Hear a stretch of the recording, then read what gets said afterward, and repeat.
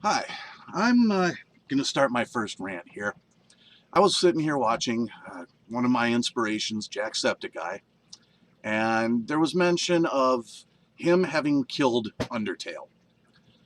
And this is kind of where it stems from, is this particular example, but I've noticed this before.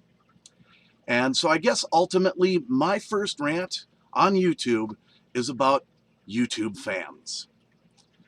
I've noticed a lot of times where people chastise these YouTube gamers for the games they play and say that they've killed the game. And I keep wondering why and how. And this time I actually went and I found some information on why it is people say Jacksepticeye killed Undertale. And it basically comes right down to the fact that he played it. And apparently people say that he killed Undertale because he played this game and kids liked it and they played it. Well, okay, first of all, what do you care who plays the game? Mark too. Second of all, if you don't like the fact that a YouTuber played a game, don't fucking watch. It's that simple. You have a choice. Nobody is putting a gun to your head and telling you you must watch Jacksepticeye. Bullshit. Don't fucking watch. If you don't like it, don't watch. Don't sit there and bitch at them on their fucking channel. Don't sit there and bitch at them on blogs and vlogs and whatever else. Just don't watch. It's that fucking simple. I mean, do you people really have no life whatsoever? I don't have a life. And I don't go do that. I find something a little more creative to do. Like have my own YouTube channel. I mean, I will continue to watch and support people like Jacksepticeye and Markiplier and Fluffy Talks, Rob Dyke. I love these people. These people are my inspiration. They're the reason I decided to go about doing this. And the fact that, you know, as I mentioned in my intro, this is kind of my way of journaling. And yeah, there's going to be rants, there's going to be raves. I'm going to be bitching about politics. I'm going to be bitching about YouTube. I'm going to be bitching about TV, whatever. That's what this is for me. And quite frankly, you know, I'd love to have people watch me. I'd love to know that what I'm doing is helping somebody else. But if you don't like what I'm doing, just don't fucking watch me. Don't sit there and post vitriolic shit on my YouTube channel because you don't like something I said. If you don't like what I say, don't watch. I'm not even going to dignify negative comments with a response because it's just not worth it. If you don't like it, don't watch. Now, that's not to say that anybody who likes my channel is going to be ignored. If there is a genuine criticism, then I'll pay attention to it.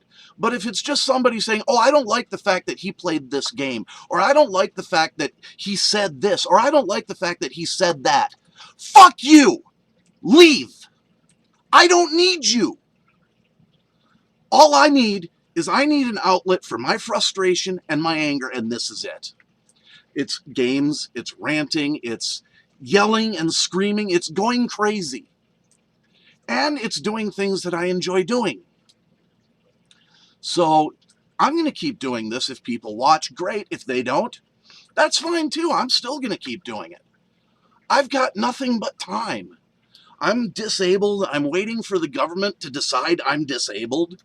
And we'll get into that whole bullshit too over time. But the point is, I can't work. I can't physically work. It's too painful for me. I can't breathe worth a damn. I get up to go to the bathroom and I'm panting by the time I get back. And it's only maybe 15 feet to the bathroom. I'm an old, broken man. And my girlfriend hates it when I say that. Because, yeah, okay, I'm only 46, but I've put myself through the ringer. Look at all this gray. I earned all this gray. I'm proud of this gray. You will never see me dye my hair. You will never see me dye my beard. This gray is earned. I got this because I lived a life. And yes, it was stressful. Yes, it was hard. But I have pretty much dedicated my life to the pursuit of fun. And I continue to do that to this day because life is just too short to be miserable. Every job I've had, I've loved. I put everything I had into it. I've never had two jobs because I put everything I am into one. And the moment I start disliking my job, I quit because it's not worth it to do it anymore. It's not worth it to wake up every morning and say, oh God, I have to fucking go to work. I don't want to work. Oh fuck, I want to call in sick. No, I don't want to call in sick because I don't want to get into that habit. I mean, yeah, it was rough at times. There were times, my best job I had was working at Honeywell in Minneapolis at the Aerospace and Defense Division on Stinson Boulevard, Minneapolis, and I was the sole support for a 1,700 seat building. And it was stressful. It was very stressful. I busted my butt making sure everybody's computer was running at the best of my ability. And I wanted to make sure that that was done as quickly and efficiently as possible. And that's the way I've always been. And from what I heard from people around Honeywell, they loved me there. But even that job, which I loved, I absolutely loved everything about that job. There were still occasions where I woke up and it's like, oh, I really don't feel like going to work this morning. But I still went. And I never regretted it. And there were days, there were literally days I would be driving on my way home and it's like, okay, fuck, I need to get drunk tonight. And I did. It didn't solve the problem. It made me feel a lot better for a while until I passed out. But, I went back the next day and I kept going at it. And when the problem was solved, I was always satisfied. I was always happy. I was always grateful. And so were the clients. I don't think I left a single client at Honeywell upset in the long run. Maybe if I didn't finish something by the time I was laid off or whatever the story was, every great man is somebody's asshole. Somebody hates everybody. So out there somewhere, there's somebody that hates me. I don't know who it is. If it's somebody that I have actually known, then I'm sorry. But I'm living my life without having to worry about them, and they should live their lives without worrying about me, because, I'm out of their lives, I'm sure. Anybody who truly hates me, I'm sure I'm not a part of their life, so they should just stop thinking about me, because I'm gone. But, I guess that's the thing with me. I know a lot of people crave acceptance, and, if they get it, great. But if they don't, that's a miserable life to lead. And there have been a lot of points in my life where I have not achieved acceptance. But it's okay. Because it's part of life. It's what life is. Life is a series of ups and downs. And it all comes full circle around to what I started with. Getting upset over what a YouTuber does or doesn't do. Life is too short to let that bother you. If it really, really bothers you, don't watch it. Don't listen to them. Don't even notice that the video is there. Fuck, if you have to, unsubscribe. But Jesus Christ, to get worked up over the fact that somebody like Jacksepticeye, who, he seems like a great guy. I've never met him face to face. I'd love to. Same thing with Markiplier. They both seem really genuine, really, open, honest people. And I don't see them being any different than they are on YouTube.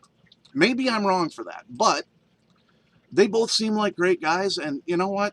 If they ever do something I don't approve of, I'm not going to sit there and spew vitriolic bullshit at them in the comments. Or even send them a message saying, you suck, you're a piece of shit, whatever. If they, in my opinion, become that bad, I'll stop watching. I'll unsubscribe. I don't have a problem doing that.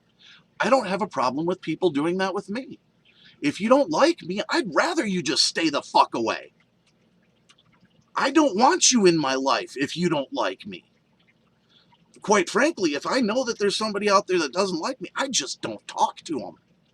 I ignore them. I don't deliberately try and, stay 50 yards away from them or stay out of sight. If they come and say hi to me, I'll say hi. I'll say, how are you doing? I'll do the usual, niceties, small talk bullshit, and then I'll go about my way. I'm not going to just suddenly start yelling and screaming about them not liking me or me not liking them or whatever the fuck it is. If I have a conversation with somebody about me not liking them, it's going to go something like something went once with a friend of mine and his wife. I didn't like her. I knew she didn't like me. Apparently, according to him, she had herself believing that she had me snowed into believing she liked me, which couldn't be further from the truth, because I know for a fact she doesn't like me. I don't care. I flat out told her one night, I said, look, I don't like you. That's no secret. It's no secret you don't like me. But for her husband, my friend's sake, I said, let's just be civil. I'm okay with that. I'm okay with the fact that you might be a part of my life. I'll walk into your house, I'll say hi, and I'll ignore you the rest of the time I'm there. Actually, I didn't say the I ignore you part, but, you get the gist of it. I flat out told her, I don't like you. I know you don't like me. But let's be nice to each other. Life's too short to be anything else. I mean, why get yourself so upset about this stuff? I mean, again, if you don't like it, don't watch. I mean, but the first YouTuber I watched regularly, I won't give any names because I don't want to disparage anybody, but the first YouTuber I watched, he said something I didn't like, something politically motivated, and I unsubscribed. I didn't bitch at him about what he said. I wanted to. God, did I want to. I wanted to just go off on him. But I didn't, because life's too short. Live your own life. Don't tell everybody else how to live their lives. They probably know much better how to live their lives than you do, because they live their lives. It's like me going to all my doctors and all that stuff. I go to a ton of doctors. Probably literally. I'm guessing all my doctors together weigh well over 2,000 pounds. But anyway, I go to a bunch of doctors, and my doctors seem to understand that if I need some medication that I'm not on, I'm going to do some research. I'm going to find out about it, and I'm going to suggest it to my doctors because I think it might help. If I'm on something that's not doing enough for me, I will, what's the word I'm looking for? What I'm trying to say is I will do the one thing that they like least that you do. I will self-titrate. I will set my own dosages. If I'm taking too much, I'll take a little less. That's fine. If I'm taking too little, I'll take a little more. That they don't like. But you know what? Nobody knows how it's affecting me better than I do. I'm on Cymbalta for my depression. And I actually don't see a psychiatrist. I need to. I know I need to. I want to. I just haven't done it yet. And that's part of the depression. It's kind of hard. It's like being stuck in that hole and knowing you need to get out and not doing anything to get out of it. It's that typical depression thing. But I was working with my PCP with my dosage on Cymbalta. We tried me out pretty low. I went in, I told him it's not working. Let's up the dosage. Long story short, I'm up to 40 milligrams twice a day. I started at, I think it was 20 milligrams once a day. And I did the research and I found out, after upping the dosage once, I found out the maximum dosage is about 40 milligrams twice a day. And I said, let's try it. Well, it's working to an extent. I mean, I'm not perfect. I'll never be perfect. I'm still depressed. That's not going to change. I just have to deal with it. And that's what I do. I've dealt with depression since I was probably 15 or younger. At least that's the first number that was thrown at me by a therapist, is they figured I was suffering depression since I was 15 years old, which probably is true. I know I've been suffering from it for most of my life. I was treated for it when I was 30. I'm being treated for it again. It's not something that goes away. It's something you have to learn how to live with, and you have to learn to do things that you need to do to help yourself get through it. One of those things that I do, and it's one of my reasons for watching YouTube, because there's a lot of funny content on YouTube. And one of the things that I said I was going to do the last time I was in the hospital for a suicide attempt, I was in there and they said, you know, what are you going to do to continue your treatment for depression? And one of the first things I said is, I'm going to laugh at least 10 times a day. Some days, yeah, I fall short. Some days I probably laugh a hell of a lot more. But that's one thing that definitely helps me. And just like, you know, with quitting tobacco, I had to find my own way to deal with it. I have to find my own way to deal with depression. And everybody who suffers from depression has to find their own way to deal with it. And I'm hoping that, you know, maybe some of these videos, maybe some of these rants, maybe some of these things that I say might help somebody, or at least might entertain somebody. And, you know, if it does, great. But if it doesn't, I'm going to still be here. I'm going to keep doing this. I'm not going to stop because I'm enjoying this. I'm not really an extremely public person, but I don't mind being in the public eye. I was raised on stage a lot, performing piano and performing in plays in school and stuff like that. And I didn't mind being on stage. I actually rather enjoyed it. Not that I'm saying, you know, I'm going to be out here sucking for attention, but, you know, I mean, I'm not afraid of it. So I'll be here. I'm going to try and be here every day. I know that's going to be a failed venture right off the bat, but, you know, 2 days, I'm batting 1,000. This is my second, well, actually, my first video was this morning. It's a new day for me because I slept in between videos, even though it's the same day. But, yeah, I'll be here. I'll be posting at least once every 24 hours, if not more often, because I have nothing better to do. Some days I won't. Some days I'll just be too busy with life. Other days, maybe I'll post 2 or 3 videos a day. I don't know. Depends on how bored I am, what I'm doing. One of the things I plan on doing is doing the entire Final Fantasy series from 1 all the way up. I plan on doing Let's Plays of all those. Adventures of Link, Legend of Zelda, maybe the rest of the Zelda series. At least the first 2, because those were games that I loved and I played to the hilt. And I'd like to play those on Let's Plays. Most of what I'm going to start out with is games that I have played and games that I know. But I want to continue doing some games because I love games. I absolutely love games. I have since I was a kid. And I'm going to play them. And I figure, you know, as long as I'm playing, I might as well play them on YouTube and let people watch. Apparently people enjoy watching video gaming, which back when I was playing video games when I started, I never imagined there would be an industry where people literally just sit and watch people play games. But I guess it's a thing, and even I'm watching people play games.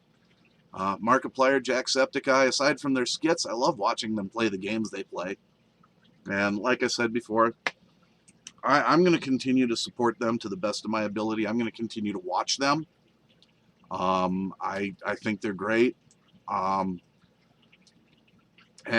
you know, I mean, them and their friends, they're all, you know, very entertaining. I'm not really a PewDiePie fan, but if he's playing with Jack or Mark, I'll definitely watch. And I have no problem with PewDiePie. He seems like a decent enough guy. I don't enjoy his act as much. And I know part of what he's doing is an act. Obviously, I mean, that's part of Jack and Mark too. I mean, there's not really a dark sept or antiseptic eye or dark applier. You know, those guys don't actually exist. They're just a part of Mark and Jack.